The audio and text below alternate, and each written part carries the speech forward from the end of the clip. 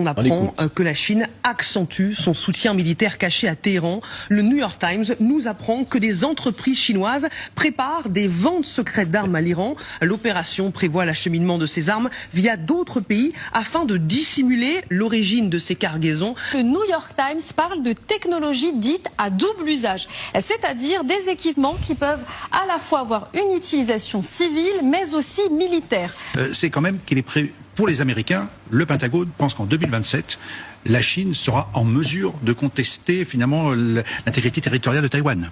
2027, c'est quand même l'année prochaine. Oui. Alors peut-être que maintenant, en plus, les Américains doivent beaucoup plus s'inquiéter parce que comme ils ont dépensé beaucoup de munitions qui auraient pu servir dans le cadre d'un conflit avec la Chine, il y a maintenant un souci finalement de crédibilité pour défendre Taïwan. Et là, on pourrait rediscuter sur finalement le contexte géopolitique, sur oui ou non la Chine osera aller à Taïwan et est-ce que les États américains protégeront Taïwan.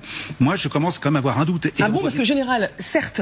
C'est que plus la Chine affaiblit la puissance américaine, plus elle démontre que la puissance américaine a des vulnérabilités, justement les provoquant par l'envoi de composants pour l'armement, notamment au profit des Iraniens. Les destructions qu'on a vues depuis des semaines, la capacité nuisante de l'Iran montre que même un État aussi fort militairement que les États-Unis n'est pas capable finalement d'imposer sa volonté à l'Iran. Mais la Chine est dans son droit de soutenir l'Iran, comme les Occidentaux arment Taïwan et l'Ukraine. Vous vous souvenez de cette image ? Les Chinois avaient photographié des bases américaines, puis rendu les clichés publics.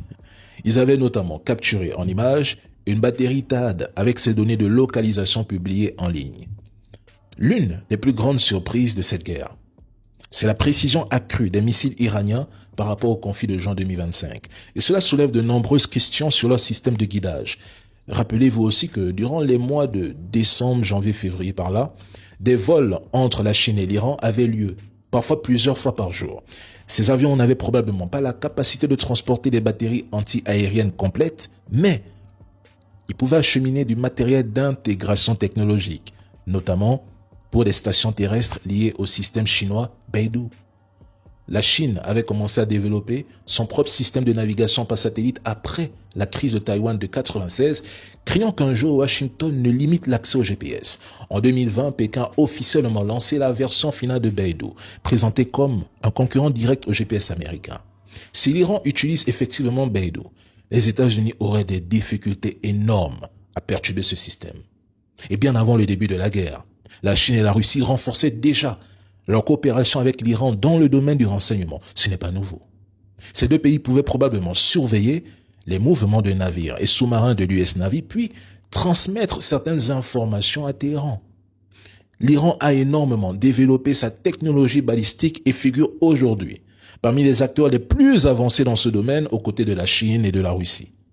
Mais les Chinois n'ont jamais eu besoin d'une implication militaire directe au Moyen-Orient, contrairement aux trolls, aux propagandistes qui l'exigeaient en se moquant. Parce que pendant que Washington s'épuise dans cette région et en Ukraine, le risque d'un affaiblissement stratégique américain face à la Chine en Indo-Pacifique augmente. Si les États-Unis poursuivent la guerre en Iran pendant 2 à 5 mois, ce dont je doute, combien d'années leur faudra-t-il ensuite pour reconstituer leur stock afin de faire face à une Chine qui, selon moi, est militairement prête?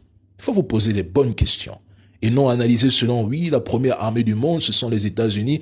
Hey, dans une guerre asymétrique, le rang ne compte plus.